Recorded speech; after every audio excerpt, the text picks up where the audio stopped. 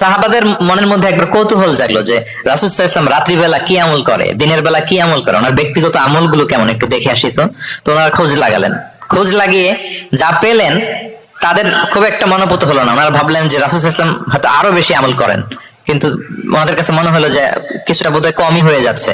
তো একজন বললো, আরে রাসূল সাল্লাল্লাহু আলাইহি ওয়াসাল্লামের তো আগের পরের সব গুনাহ মাফ, গফিরা লাহু মা তাকাদ্দামা মিন যামবিহি ওয়া মা তাআখার।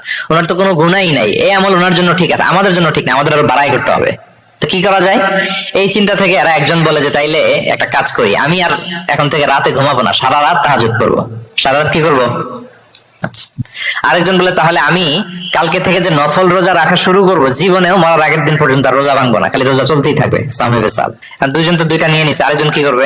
আরেকজন বলে তোরা যা করছস, আমি এক কাজ করি, আমি আর আমার স্ত্রীর কাছে যাব না, সন্ন্যাসী হয়ে গেলাম।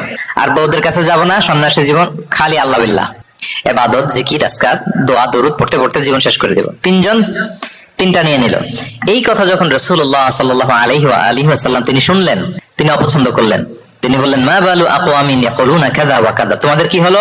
ডাকলেন, সমাবেশ করে বলেন, এই নাম ধরে বলতেন না। তিনি কিভাবে মানুষকে কারেক্ট করতেন দেখেন, সংশোধন করতেন। এই তুমি নাকি এটা বলছো, দাঁড়াও আব্দুল্লাহ, এই আব্দুর রহমান তুমি দাঁড়াও, এই আব্দুল করিম, তিনজনে তিন খারাপ কাজ করছো, এইভাবে সংশোধন করতেন না। কারণ নাম ধরে দাঁড় করালে তারা তো অন্যদের সামনে অপদস্থ হবে, কি বলেন, ঠিক কিনা?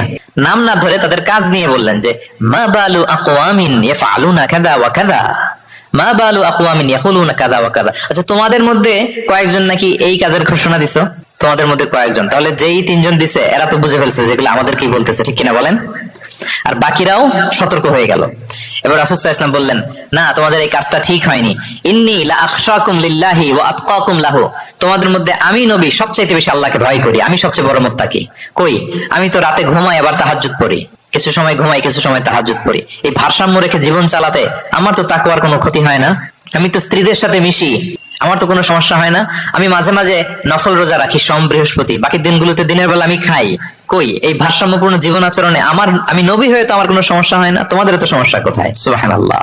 তাহলে রাসূল সাল্লাল্লাহু আলাইহি ওয়াসাল্লামের চাইতে যদি কেউ বড় মুত্তাকি হতে চায়, হতে পারবে বলেন তো? না। সেই নবী রাতে কখনো নির্ঘুম থাকতেন না, only except the last 10 days of Ramadan. রমাদানের শেষ 10 রাতে রাসূল সাল্লাল্লাহু আলাইহি ওয়াসাল্লাম ঘুমাতেন না। আর সারা বছরের রুটিন হচ্ছে এশার পরেই ঘুম দিয়ে এরপর রাসূল সাল্লাল্লাহু আলাইহি ওয়াসাল্লাম শেষ রাতে তাহাজ্জুদ পড়তেন, মানে ঘুমোতেন আবার নামাজ পড়তেন, ব্যালেন্সড।